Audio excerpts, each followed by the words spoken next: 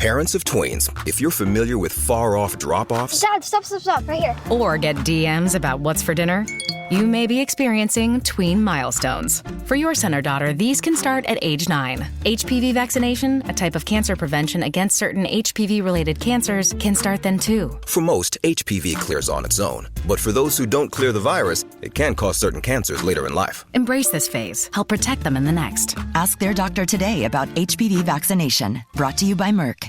Da, da, da, da, da, da, da. You sound insane. You realize that? Yeah. The whole world gone crazy. Seriously? Yeah. It's showtime. Come one, come all, and welcome again to another episode, a throwback episode of the Mad About Movies podcast. Hello, everybody. Kent Garrison back here. Finally back for the throwback episodes. Sorry I missed last week, where Richard and Brian, who is joining me now. Hey, Brian. Hey, man. How's it going? Going good. You guys talked Insomnia last week, Christopher Nolan's Insomnia, and I'm sure it was good. I didn't listen. In fact, I don't like you guys whatsoever. So the sound of your voice, other than through obligation, is not something that I ever want to revisit. But this is literally a job situation. That's it. It's not a friendship. Right. It's not it's contractual obligation. It's contractual obligation. Yeah. Yes. It's the deal with the devil that we made. Well, it's a... Wait, you can give me a very small amount of fame to do a movie podcast, but I have to hang out with these two guys? Right. Where do I sign? We're famous to the to a very small amount of people. And I'm looking forward to meeting those people eventually. Well, it's good to be back, and I'm loving this tradition of throwback episodes weekly.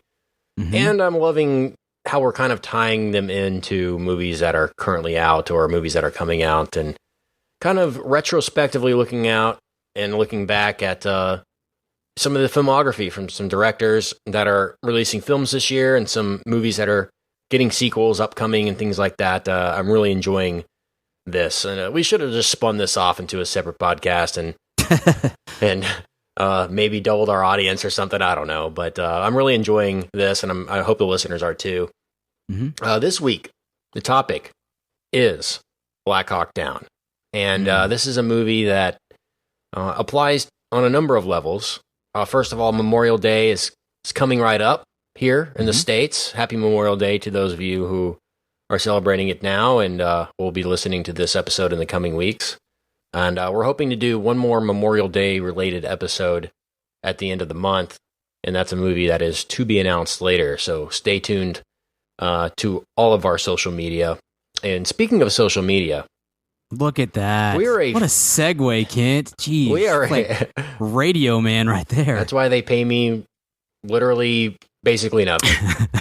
Close to nothing to be a professional. No, thanks to everyone who's followed us on social media. We love the interaction. We love the conversation. This podcast really, there's honestly no way that we can say everything we think about a movie in the time that we have allotted for the show. I mean, every episode would seriously be 4.5 hours if we stopped at when we had nothing else to say. We really do have to kind of keep the conversation focused, maybe, most of the time limit our movie talk conversations to an hour or 30 minutes or something like that. But lately, it's been really fun to kind of carry the conversation off into social media. We love the emails. We love the Facebook messages. We do have a Facebook. But Twitter is where we're probably the most active. We like to retweet movie news things. We like to comment on movie news things, and with our typical Mad About Movies humor. That is trademarked, by the way, our style of humor. So don't attempt it. You might die in the process, actually. It's been fun. And on Twitter, we're official now. We're at Mad About Movies on Twitter. Look at that. How awesome is that? What a day. How easy is that to find, Brian? Just Mad About Movies on Twitter. You don't have to search. You don't have to do anything. Just at Mad About Movies. And, it's fantastic. And if you're already following us, or if you were following us on our old account, you're still following us. You can't get rid of us that easily. Thanks to the lovely people over at Twitter and my friend David over at Twitter. Thanks for helping us out there and keeping all of our followers in one place. We didn't have to create a new account and re-add it and all that. So very convenient for everybody involved and more convenient for the listener to get a hold of us and interact with us. And that's what we're all here for. So. Yeah, hey, and shout out to the guy who had Mad About Movies at Mad About Movies on Twitter. He hadn't been active in a few years. He's doing some different stuff. His name's Sean Levy, and we reached out to him, and he replied back to me and was just so kind and gracious, and got his blessing. Yes. Yeah, it was really awesome because he totally could have been not awesome about it, and instead he made it very easy for us, and we really appreciate it because we've been thinking like, oh, it'd be cool to be able to grab that, and finally I just emailed him out of the blue, and he replied immediately and was super cool to us, and we really appreciate it. So all that's left now is to get madaboutmovies.com, and so if any of our trillionaire billionaire listeners out there, I know you're out there. If you want to donate $300,000 so we can buy madaboutmovies.com. That's what the agency, whoever owns that, is charging. We inquired about that, and they said that'll be $300,000. And the opposite I said, of Sean Levy. You know what I said to him? I replied and said, well, we're literally the only people on earth that would buy this domain. So if you're not going to sell it to us for $25, it's never going to get sold ever. Yeah. So it's either make $0 or $300,000, we wouldn't worry about the stinking website. Exactly. It would not matter. The domain would not matter. Yeah. So if you're a billionaire and you want to donate that money to us, you can. I will tell you, we will not use it for that purpose. We will just go have vacations or something. But, you can try. We could try. We'll split it evenly amongst ourselves. Put our kids through college and call it a day. It'll be great. Right. Okay. Yeah. Or I will pay off some of my remaining student loans. Right. I still wouldn't pay it all there off, we go. But close. I'd get close. But every episode currently that we have, all our previous throwback episodes and regular episodes can be found at madaboutmoviespodcast.com until further notice. But Mad About Movies on Twitter, very easy. And that announcement needed to be made. Also, appreciate the people that went on our TeePublic site and went on our store on our website and purchased some awesome stickers. Brian got some delivered actually today. Very fast shipping, awesome quality, great to throw on your camera case or laptop sleeve or whatever, your car or wherever you want to rep the Mam Fam. We really appreciate that, and those are very convenient to get, and that's a new thing too. So if you haven't listened to our episodes lately, you didn't know about that, and that's new too. But the conversation tonight revolves around one Ridley Scott. Ridley. Man, this guy has been kind of the bane of our existence here on the show, hasn't he, Brian? Yeah, it's been weird because I really like Ridley Scott, but we have covered 3 of his movies, I believe, on the show, and I really, really liked one of them, The Martian. That was a top 10 movie of whatever. Was that last year? I can't. Yeah. Year before? Okay. It was last year. It was 2015. 2015, as in the last full year before the last full year. So yeah. Gosh, I used to be able to remember every release date of pretty much any movie I'd ever seen, but doing this podcast, made me dumber, if we've covered it on the show, it's all one big year. It's one giant year. That's totally true. That's totally no true. separation. I loved The Martian. I think we were all high on it. Maybe I was the highest. I can't remember, but I really enjoyed that a lot. We've also covered 2 other fine films that Ridley Scott has done on this show, and those would be Exodus. Was it Gods and Kings? Gods and Kings. Okay, another semicolon title needs to stop. Yeah, your favorite thing.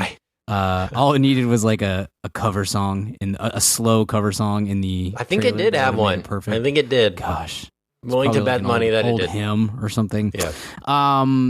That movie is very, very boring and bad and the opposite of good. So I did not enjoy that movie at all.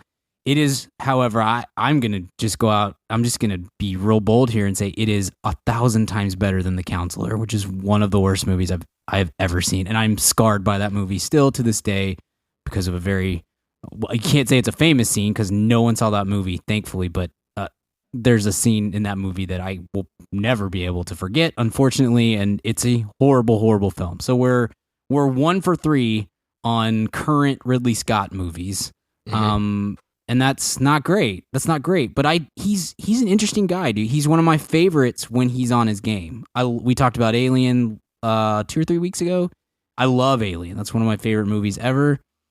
Blade Runner is just sci-fi royalty. He's done Gladiator he's done, Thelma and Louise, and things like Matchstick Men and Kingdom of Heaven, which the director's cut of that is fantastic and so much better than totally forgot he directed Matchstick Men. I love that movie. I own that movie. Just totally forgot it was Ridley Scott. Yeah, it's excellent. Yeah. It's a very I love con movies, but that one's really, really good. So he has ups and downs, and I kind of thought we were done. I thought after Exodus, Gods and Kings, I thought that was it. I didn't think he could come back from that because we'd had here's the run, Kent. Here's the run leading up to Exodus. I'm going to take you back to from this movie that we're talking about tonight, Black Hawk Down. He did Matchstick Men. He did Kingdom of Heaven, which is like 35% on Rotten Tomatoes. Didn't make a lot of money. That was the one about the Crusades, right? Yeah. I really like that movie. And it is not popular. Like it is not considered to be a good film, which is odd to me, but it is. It's fine. Whatever. He did that Russell Crowe Italian wine movie, A Good Year. Then he did American Gangster, which had a lot of Oscar-y aspirations. Body of Lies was kind of ho-hum. Robin Hood was bad. Like, not aggressively bad, but so boring and didn't really feel like it had much of a purpose. Prometheus came after that, and that we've talked about a dozen times. I think you and I both liked that movie, but we're in the vast minority, I think.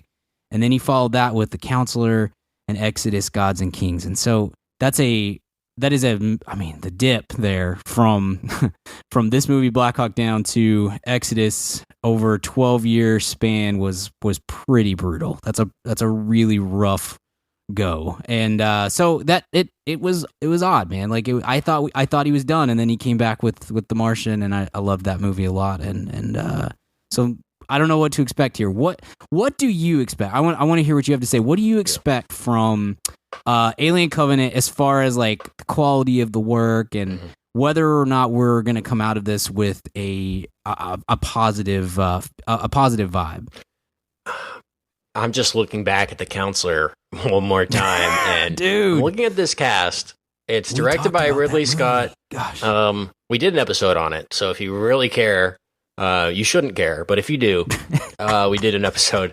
So the cast is, how stoked were we? Brad Pitt, Javier Bardem, Cameron Diaz, Penelope Cruz, and Michael Fassbender. You're like, okay, this is Oscar season. Like, this is going to be a you bypassed the most important member of that cast, and that was the cheetah. For some reason, it's uncredited on here, actually. Uncredited cheetah. Needs the credit, though. Wow, what a disappointment. Maybe the most disappointing I've ever been in a movie. That was tough.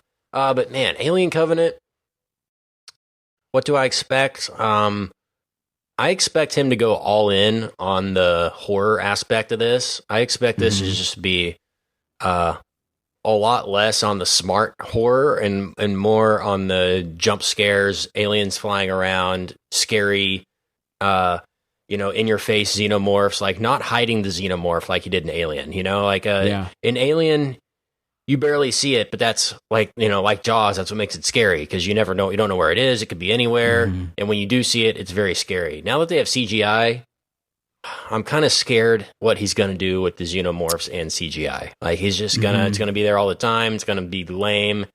I don't know. In Prometheus, the xenomorph doesn't appear until the very last scene, spoiler alert, right? And it's really scary and cool when you see it. You're like, oh, that was awesome, and then credits roll. It's like Darth Vader in Rogue One. That last moment of it, you're like, oh, that was really cool. Why did the movie have to end there? Why couldn't the whole movie be like that? And I really liked how Prometheus had the engineers as the kind of villain aspect, and I still love that aspect of Prometheus, the whole search for the origin of humanity kind of aspect of it. And we still have the face hugger, and we still have the chest burster and all that in there. So it satisfied my needs for what I look for in an Alien movie. Now, Alien Covenant, I think it's just going to be typical kind of. This is a sequel to Prometheus, so it's Prometheus 2 / Alien Covenant, and I think it's just going to be kind of overstuffed, overblown, wish it was more scaled back sequel, And I'm not sure about the cast, man. The cast really worries me. Same. I don't know how I'm going to like Danny McBride in this universe. You know, I just don't. I don't know. I liked Bill Paxton in this universe. He had that kind of humor, kind of weirdness to it. I don't know. Isn't James Franco in it too? Yeah, he is, but like haven't even spotted him. He's not on the trailer, cast list, and he's not on the trailer. Yeah. But there's been an image that was released of the movie, and he's definitely like in it or something. Yeah. So you're wondering, are they going to bring back Your Highness in this with Danny McBride? And he's uncredited. Okay, Guy Pearce, Noomi Rapace, and James Franco are uncredited according to the IMDb, the IMDb. And so we shall see. Let me see. Is Damon Lindelof involved at all in the writing of this? I don't think so. I don't see his name in this. So we'll see. That was my cat playing the piano, by the way, if you heard that in the background. Awesome. I'm teaching her. So shout out to J. Daniel Catless. That's her new nickname. The eyes watching her at all times. She knows that. She knows better. You know what? Ridley Scott for me, and this needs to be said more.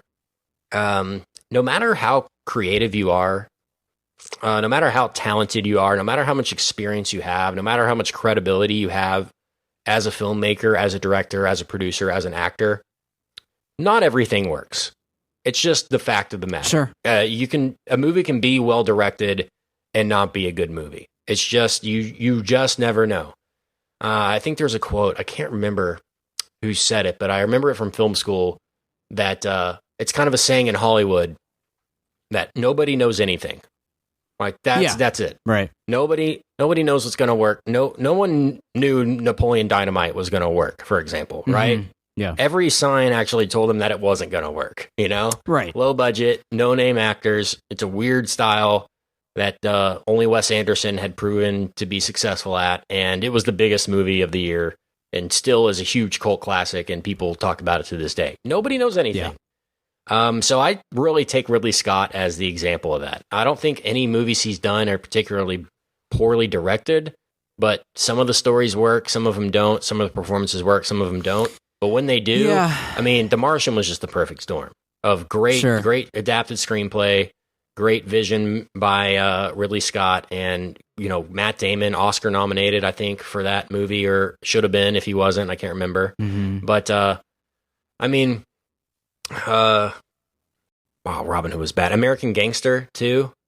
Yeah. Solid. I like American Gangster, but it's not.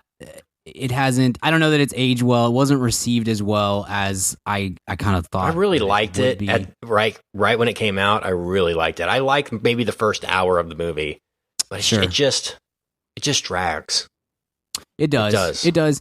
Yeah, I think you're right. I think you're onto something that he's kind of had. He's had a lot of peaks and valleys. I don't know that he's ever done a particularly bad job, except for the two we just talked about, The Counselor and Exodus. Exodus, I just think he was asleep on the set. Like I said in that episode, I don't feel like he directed this movie. I feel like he handed it off to his first assistant and just walked away, because it doesn't totally be true.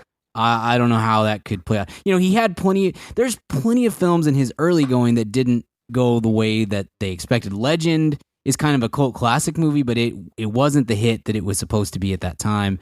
And then his late 90s to early 2000s run was part bad and part just didn't quite connect. White Squall didn't connect. G.I. Jane was not well received. And then he had Gladiator, and everything's back on track. And then the next year he did Hannibal, which is awful. Hannibal is a really bad movie, and it was bad at the time, and I think it's gotten worse since. But so he's certainly not. It's not like he doesn't have. I think that's what we maybe are, at least I'm concerned about, is like, he just came off The Martian. So is Alien Covenant going to continue the good streak, or are we immediately headed back down into a bad little valley that similar to what he has just come out of? Yeah. I don't know. I'm excited. I'm really excited about that movie. I love that universe. I think that if he is checked in, if he's doing Ridley Scott things, I don't see any reason why that shouldn't be good besides the cast. The cast does make me nervous. Yeah. But if he's not checked in, and at this point, he's old. I mean, he's not gonna.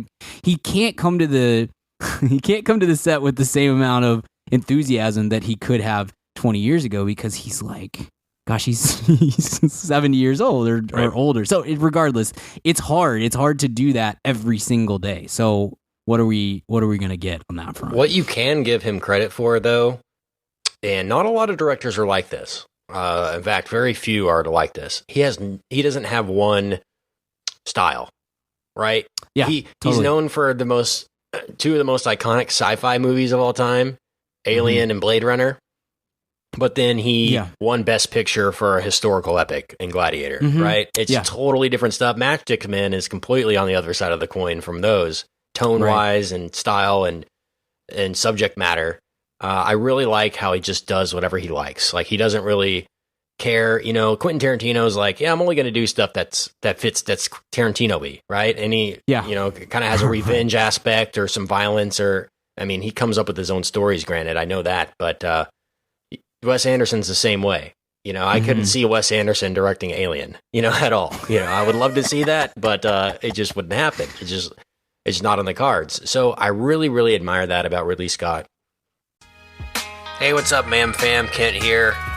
And yes, if you're hearing from me, it's time to talk about Blue Apron. If you haven't tried out Blue Apron by now, what the heck are you even doing? Blue Apron is the #1 fresh ingredient and recipe delivery service in the country. They deliver fresh meals straight to your door. All the food is fresh, it's sourced from local farms, and there's no wasted ingredients. I've been a Blue Apron subscriber for a long time now, and they have still, to this day, never let me down. There's tons of variety. Some featured upcoming meals include summer vegetable and egg paninis, soy glazed pork and rice cakes, skillet vegetable chili with cheddar drop biscuits, holy crap, and garlic butter shrimp and corn with green bean salad. So take it from me. Try out Blue Apron now. Go to blueapron.com/mad. That's blueapron.com/mad. Get 3 meals on us for free. Nothing goes better with a movie than dinner. So check out Blue Apron. blueapron.com/mad. Blue Apron, a better way to cook. Hey, ma'am fam, question for you. Do you own a small business, or are you a boss? Are you looking to hire awesome people, but you just can't find somebody to fill that role? Well, let me tell you about ZipRecruiter.com. With ZipRecruiter, you can post your job to 100+ job sites, all with one click. In fact, over 80% of jobs posted on ZipRecruiter get a qualified candidate in just 24 hours. Find out today why ZipRecruiter has been used by businesses of all sizes to find the most qualified job candidates with immediate results. That's why ZipRecruiter is different. Unlike other job sites, ZipRecruiter doesn't depend on candidates finding you. It finds them. Right now, you can post your jobs for free on ZipRecruiter by going to ZipRecruiter.com/mad. That's ZipRecruiter.com/mad. One more time, try it for free. Go to ZipRecruiter.com/mad. Thanks to ZipRecruiter for supporting this episode of the Mad About Movies podcast. And that brings us to Black Hawk Down. 2001, this came out. Man, I just remember I was only in freshman year of high school, maybe. 8th grade, maybe, in 2001. And I remember just hearing about this constantly from everybody, every high school kid who had seen it. Like, this was the movie of the year, that year, I feel like. It was a big deal when it came out. It starred a lot of really famous people at the time, or up-and-comers at the time. And I just remember everyone saying how great it was. And it's kind of a movie that stuck with me just because I remember everybody talking about it from those times. And I didn't see it till, later when I was a little bit older.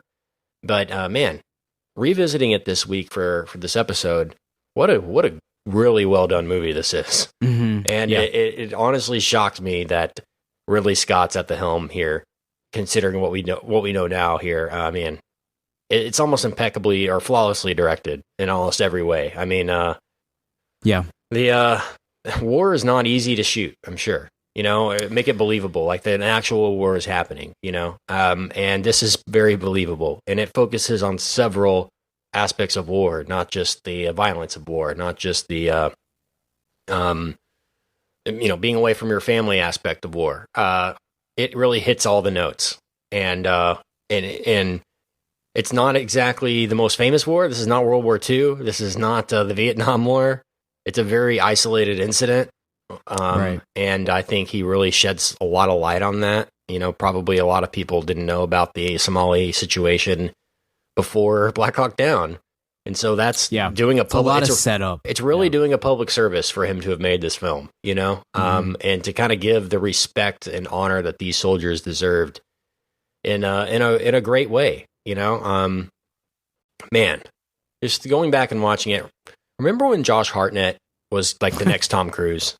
What happened there? He is. I've read something recently, and now I can't remember what the deal is. But he basically has retired. Like he's just not. I think he lives in like Minnesota and is just not doing this anymore, which is kind of odd. But he's got some. He does have some credits this next coming up year. He's got 1, 2, 3, 4, 5 things coming out in 2017. Yeah. Wow. So the last thing that he was in, besides Penny Dreadful, which was, mildly successful on Showtime, it got 3 seasons.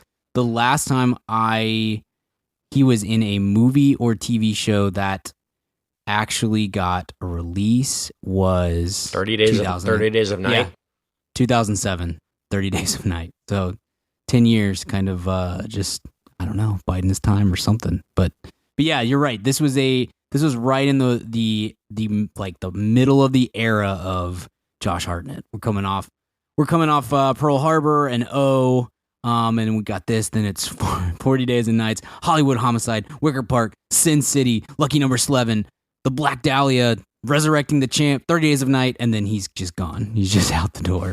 Yep. Wow. He's the star of this, so that should tell you a lot. He's good in this too. He's really good in this. Yeah, super solid. Going through more of the cast here, Ewan McGregor, coming off of Star Wars, so he was a hot commodity at the time, and plays, I guess, an American soldier here. I don't think his accent was that convincing. I think that Orlando Bloom probably does a little bit better of a job, so that when you're trying to convince somebody of that works a little bit better.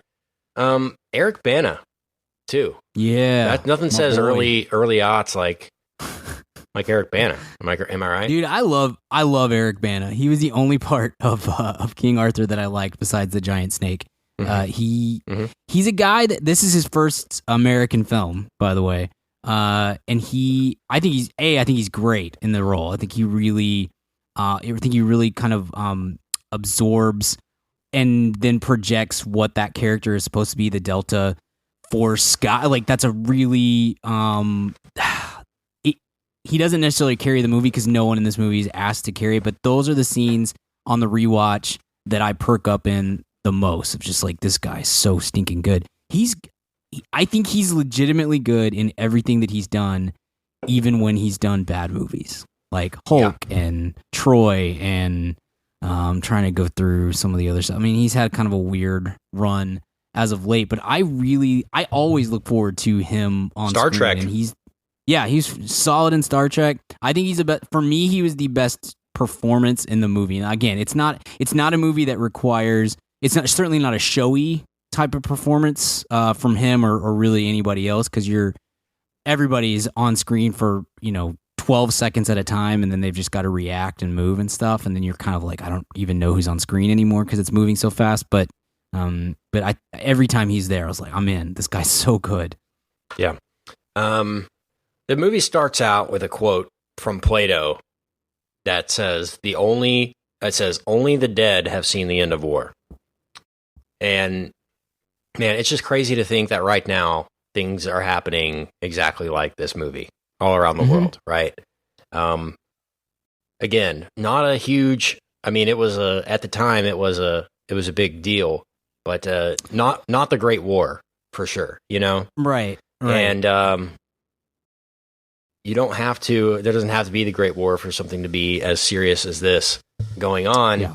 And I really like I mean, I don't want to go too far into the end, but there are parts at the end where the mission changes, right?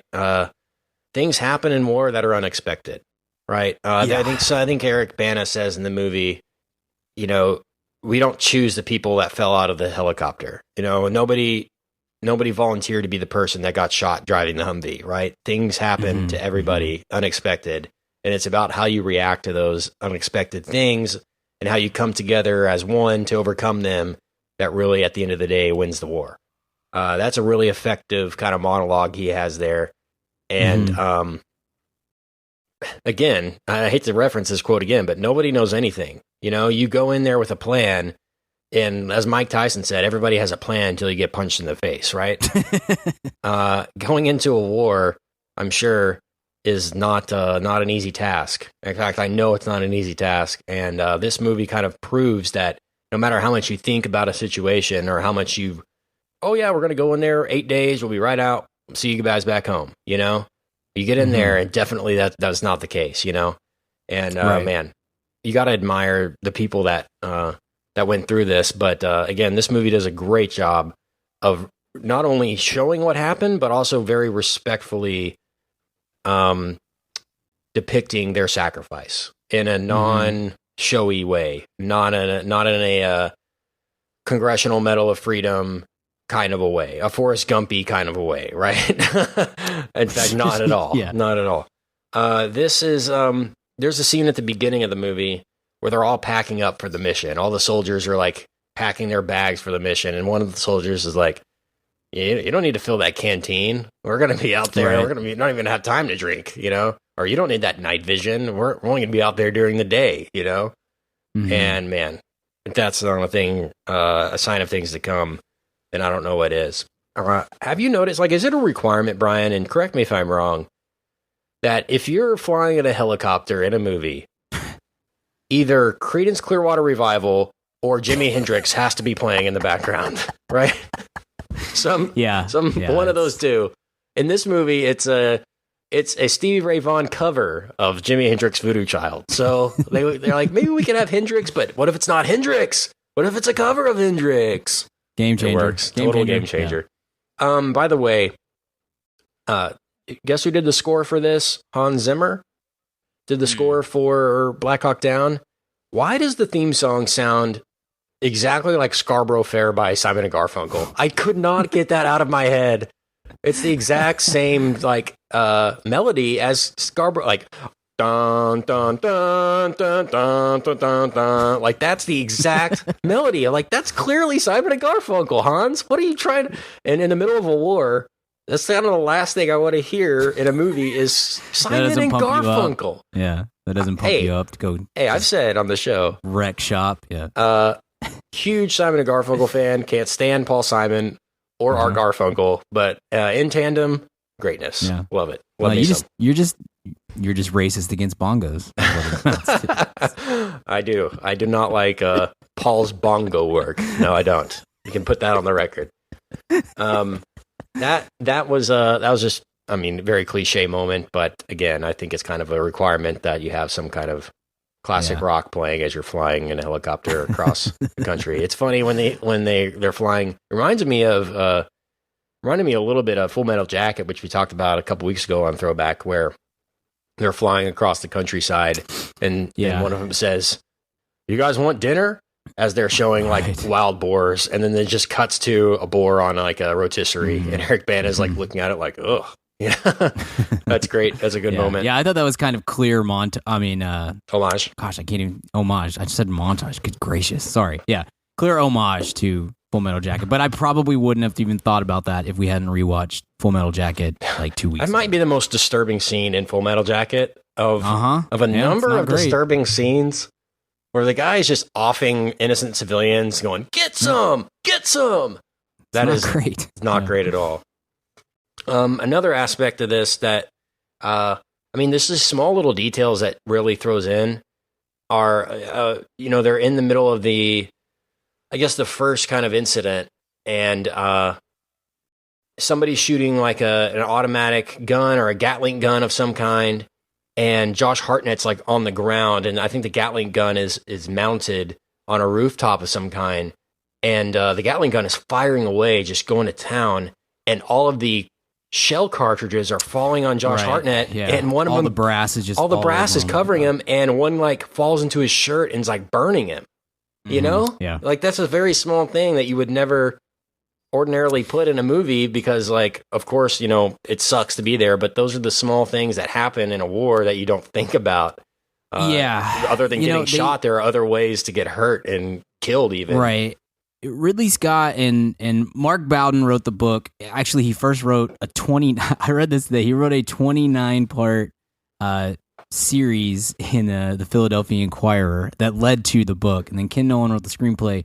They went to a lot of trouble to get the details of what war is like, to get that right. They didn't care at all, and I admire this a lot. They didn't care at all if the actors looked like the people that they were playing. They boiled down something like 200 characters, 200 soldiers who were in the book and in the mini series, essentially in the newspaper. They boiled those down to like 38 or 39 troops, and kind of just said, we don't really care if they look or sound anything like these people, because we're not going to do a big thing at the end where we show a picture of Josh Hartnett next to the picture of the real soldier. But we're going to try to get these details right to make you kind of understand. It's not quite to the level of Saving Private Ryan, of like, the first time you watch Saving Private Ryan, I think you literally feel like you are in that battle. You are on Omaha Beach, and this is like one step down from that. And in some ways, that makes the movie more rewatchable because it's not just like an assault on your brain. I mean, the same way. Private Ryan is shot on shoulder cam, so basically mounted to a person with no score, no music happening or anything. Like you're literally just in it, experiencing it, witnessing it as it would have really happened. It's a very. We'll talk about that movie at some point here, hopefully soon. But I mean, that's a directorial decision that should have won him Best Picture. But man, Shakespeare in Love, though. I mean, we talk a lot more nowadays about Shakespeare in Love than we do Saving Private Ryan. So pretty good that it's got a lot of cultural relevancy. Yeah, but no, like I think I really admire Ridley Scott a lot for making that. What you're talking about with the brass falling down. One of the soldiers basically goes deaf because of the booming and the resounding of the guns in his ears. Tom Sizemore is very good in this, and that's a guy who can be really crappy in a movie if you're not careful, but he's great in this, and he personifies the kind of commanding officer who's just like, I care about all my troops, but I care about the next troop who might get shot more than I do about the guy who just did get shot. And so you get that comes through a lot, the kind of harsh reality of war, of like, this dude just got shot. Great. You have to take his place and get up there on the gun, And it's super brutal. That hit me hard when I watched this for the first time way back when. And it still kind of resonates every time I rewatch it. I'm just like, man, I don't want to go to war. This is super brutal. Yeah. And I mentioned earlier that the mission changes throughout the movie, throughout war. I really but I think it was a good decision. And I'm sure that the way the actual event occurred, that the actual mission going in was to take down these bad guys, right? To take down the leaders of the people who were hoarding the food from the Somalians, right? Mm-hmm. But the mission becomes, once the first helicopter goes down and the second helicopter goes down, the mission becomes save our guys. Right? We got to get our guys out of here. And it doesn't matter. They don't really care if the odds of them being alive are low. They got to at least go in there and see what's going on. Like that becomes a number one, okay, mission aside, guys, our people are hurt. We need to help them. And man, that just gives me so much American pride, Yeah, that our lives of our citizens are more important than any kind of mission where we're just kind of there to help out the situation. I mean, we stick together, Yeah, and too, the movie Black Hawk Down is not it's not an overly patriotic kind of movie. Like, they're not beating you down. I don't think, anyway. Maybe if you our listeners have watched this movie and are like, I just got beat down with. Maybe I'm wrong, it's not. There's not like beauty shots of flags waving, right, and like tattered flags. It's not hitting you over the head with patriotism, and in fact, it's not very. It doesn't treat the brass, the people who are running this operation, with a lot of kindness, and because the truth is, this was a botched operation. It went poorly from the get-go, and people paid for that with their careers, and because people paid for their mistakes with their lives. Like, this should have been.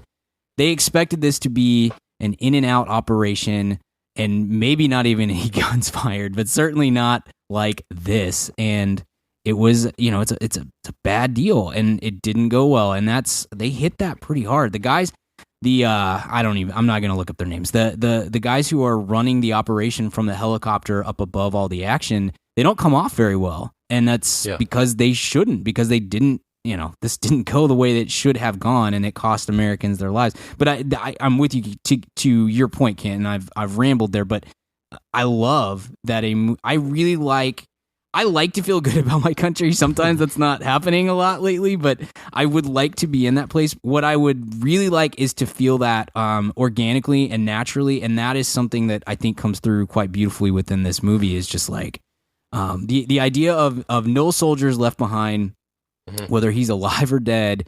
That it means something, and they maybe the best part of this movie, maybe the stroke that makes this movie as good as it is, or that they got the most right down the middle, is like imparting that to all the actors and then getting them to play that the right way on the screen, down to the one guy whose name I can't remember, who's like tries to quit at some point, doesn't want to go back out there because it is stupid in some ways to like go and try to risk more lives to go track down somebody's body, and then ultimately he gets on the bandwagon too. So I love that aspect of the film, and I love that Ridley Scott's able to do that without like you said, some slow-mo shots of the American flag waving in the battle. It's just like, hey, let's skip all of that and try to make it more. This is already super realistic, but let's make it organic in that way, make it genuine. Yeah, there are several moments that are gut wrenching. First of all, when one of the Humvees is driving through the town towards their goal, and the gunner just gets shot down as he's shooting, and his like dead, lifeless body falls back into the Hummer on top of everybody that's sitting in the Hummer, right? Yeah. And they're trying to. They're saying we got a wounded guy, and they're like, "Is he okay? Who is it? Is he okay?" They're like, "He's gone." He was gone that fast, and it's just like realization of that as that message goes across the radio waves, they cut to several soldiers just like, "Man, I just saw him 5 minutes ago," kind of a thing, and that's tough.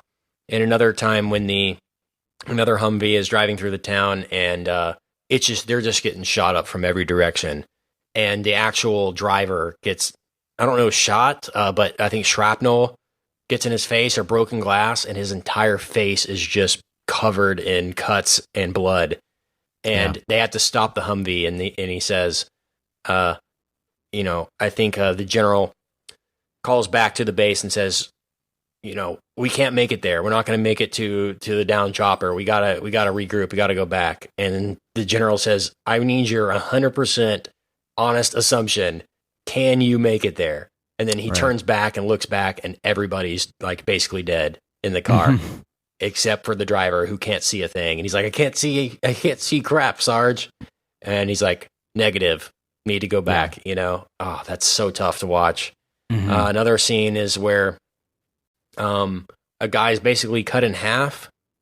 Yeah. And they go to check on him, and he says, tell my kids I'll be okay.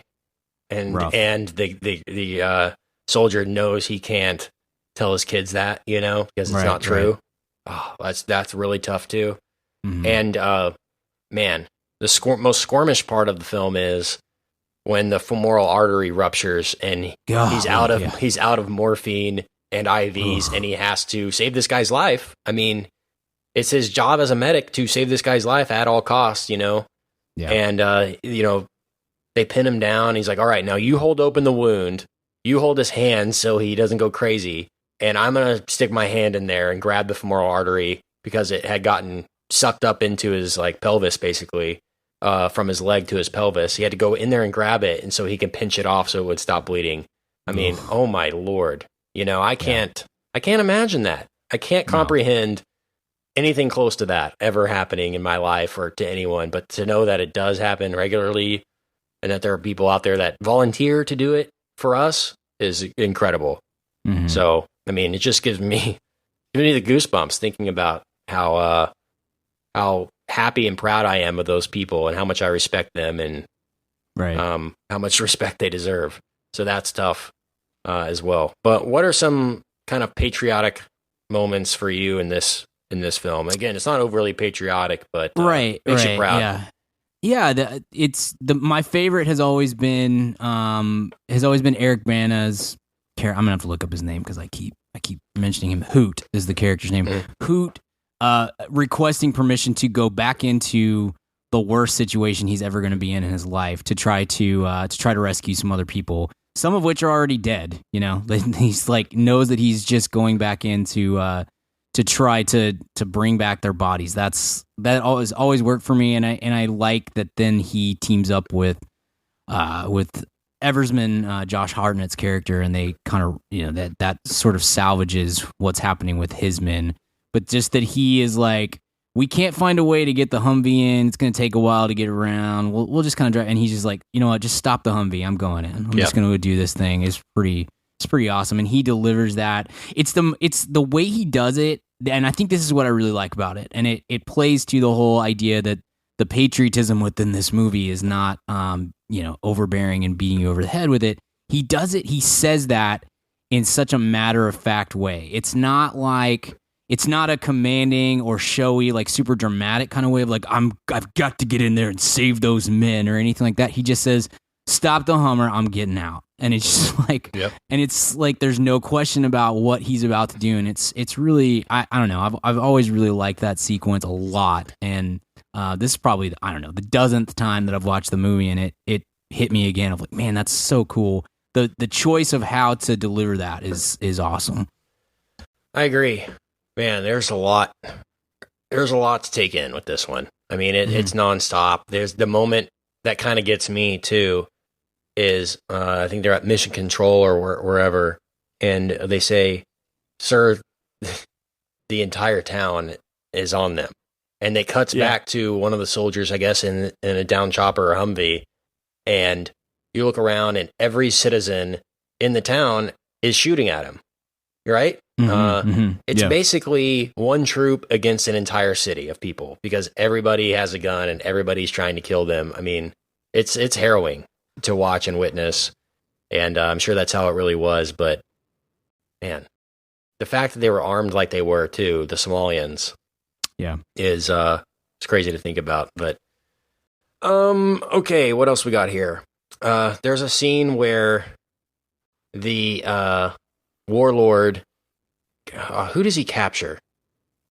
Which person does he capture? Is it Sizemore? It's Ron Eldard, who's one of my favorite, like, no one knows who he is character actors. I really like his Durant. Durant, that's it. Chopper pilot. That's when they're flying the helicopter around and saying, Durant, we will find you. We're not leaving till we find you.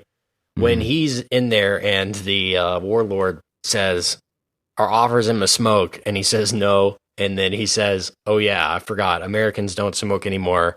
Americans live long, dull, uninteresting lives. I'm not going to take credit for this thought, but one Scott Phantom has the opinion that we're just a lot less cool since we found out that smoking kills, right? Everyone was just chilling, smoking cigarettes, hanging out, listening to Sinatra. And then we all became really uptight after we gave up smoking as a society. It's true. We smell better, we live longer. We smell better, but we're a pain. We're a pain to deal with as a human, as American people.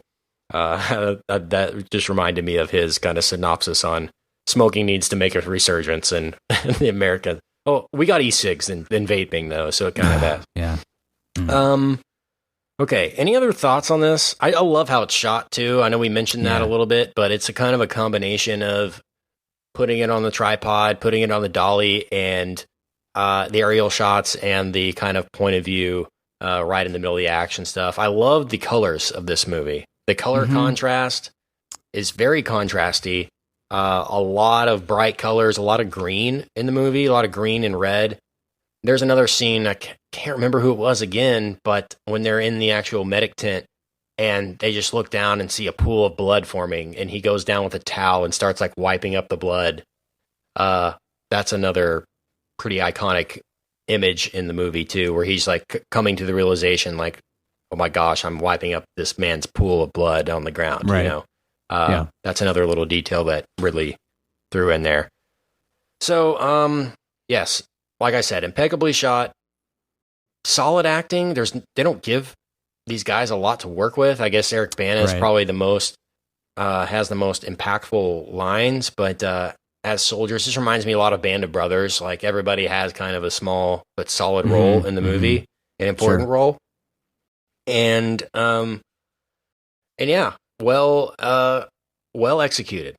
I mean, it's really tough to know that this is the same guy that made The Counselor. I mean, I'll say that again, but it really is. It really is hard to deal with as a film lover to know that the same output can come out of one human being. William Fichtner again is in every movie in this one. Every movie, yeah. And did you find it coincidental at all that Jeremy Piven was flying the chopper that goes down? Was that on purpose? I know that's he horrible, was going to let him live, but then he saw some entourage and he's like, no, we got to kill this guy. He's like, off. Well, I don't want people calling for this guy to come back, right? Yeah. No, I enjoyed seeing Phil Dunphy pop up. Yeah, randomly. Very randomly. Jamie Lannister shows up a couple times, you know? It's funny. Ty Burrell. This is a huge cast. Dude, Tom Hardy's in this cast, and I have never seen him. Not one time have I been able to spot Tom Hardy in the cast, but he's somewhere in there. This is his first movie. Ewan Gruffold. Yeah. The best seizure. Mr. Fantastic we've ever witnessed. Literally is. Yeah. Well, by default, but sure. Yeah. It's a great cast, man. It's a great cast. It is. Ty Burrell, man, that's a random one. He's like got a helmet on. I think he says one or two things, like through the radio, and that's it. As Wilkinson. Yeah. Then he sells him a house. That's cool. That's fun. And did you notice that Ridley Scott never worked with Jeremy Piven again? I wonder why. Yeah. Neither did anyone else except for Doug Elin. He's got a CBS show coming out, dude. Oh my. Hold on, let me see if this pulls up. In production. No, that can't be it. It's got to be something. Okay, it's not on his IMDb yet, but it's coming. It's got a CBS show. I'm sure that'll do well because there's nothing that CBS viewers like more than just a douchebag screaming at them. So. My favorite character in Black Hawk Down, Sam Shepard as Garrison, of course. For obvious reasons. Look at that. Yeah, look at that. Your uncle Garrison. Yeah. Yep. I love Sam Shepard. Walt. He's great in every movie he's ever done. This is no exception. Yes, absolutely. Texas' own Sam Shepard. The reason we do these throwbacks most of the time is how well do these movies hold up? Like how well, 15-year anniversary, or I guess 16 years at this point for Black Hawk Down. How well does this hold up 16 years later? Very well.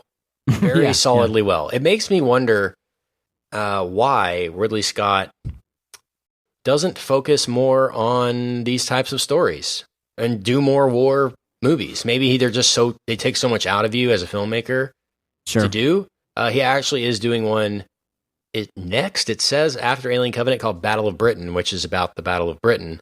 Okay. So we'll see what that has to do with or how that works. But I mean, he's a very strong director with this kind of subject matter. I would like to see him do a World War II or World War I movie at some point. I think he could really do some good stuff with that. He definitely has the vision for it. So it's just a little confusing. Like, why make Black Hawk Down and then do Robin Hood? Like, it's just very. Like, did we need Robin Hood? We nobody needed that. You know, tell a story that we need. I was stoked for Robin Hood when it came out, and then it's as soon as it started, I was just like, "Is this what we're doing? Like, this is so boring. I don't understand why we need to do this movie. If you don't have an interesting way to do it, or like some new take on it, then just leave it alone. We don't. Oh, I forgot Oscar Isaac was in. I know. Was in Robin Hood. I rewatched that 2 or 3 years ago. It was on like Stars or something when I had a free weekend, and I was like, maybe this is better than I remembered it, and it's not. It's really not. It's just kind of he's an odd director, man. My working theory has continues to be when he's locked in, when he's totally checked into whatever he's doing, then he's great. Maybe he's kind of like Michael Caine in a way of like The Counselor and Exodus are just like, hey man, I got that money. So I don't know. It's odd to see that the guy still has a fastball, which The Martian totally proved. And even Prometheus is solid, even if it kind of missed some of the marks. But that he still can do that, but he also did The Counselor. I don't know. It's an odd thing. What would you grade this as, man? I would grade this as an A. It's just, it's all the marks. It's harrowing. It's visceral. It holds up, and it really makes you think about and respect the people that were involved in this incident. And that's all I really ask for out of these kinds of movies. So. Yeah, I'm with you. It's an A for me. My only real complaint with it is that there's a little bit too much foreshadowing or too heavy foreshadowing for me. You kind of mentioned like, oh, you won't need your water, and then that guy really needs his water, and oh, you don't need that back plate of armor, and then that guy gets shot in the back, and stuff like that. Where you're just like, okay, once or twice is fine, but once we got into 6, 7, 8 times, where it's like, oh, I really wish I had my night vision goggles, things like that. I felt like that was a little heavy. And there's a few moments within the action. I think this is a very well shot movie, as you mentioned, and I totally agree with you. But there are some moments within the fray that you're just like, I can't really tell what's going on here. This is a little too. It's partly because they're all wearing helmets and there's dust everywhere and on all that sort of stuff. But maybe I would like to have that tightened up a little bit. But these are very minor complaints. This has always been an A to me, and is one that I think of whenever I think of if somebody asks me like, what's the best war movies ever? This is something that is always going to be involved in that conversation for me. For sure. Okay, so that does it for Black Hawk Down. We'll next be talking about Ridley Scott next week when we talk Alien Covenant. Yay! And until then, Brian, where can we find you on the internet? You can find me on the Twitter at bgill12, and you can find my writing. I had a new piece that I put up late today, so if you didn't see that, you can go check it out. A little eulogy of Powers Booth at madaboutmoviespodcast.com. Kent, where can we find you? You can find me on Twitter, Instagram, Snapchat at Kent Garrison. Feel free to add me, follow along. We love the interaction. Again, Mad About Movies on Twitter. Hit us up and subscribe on iTunes. Leave us 5 stars. Tell a friend. We love that. But until next week, we'll see you at the cinema. Goodbye. Hey baby, I hear the blues are calling, tossed salads and scrambled eggs. And maybe I seem a bit confused. Yeah, maybe, but I got you pegged. But I don't know what to do with those tossed salads and scrambled eggs. They're calling again. Scrambled eggs all over my face.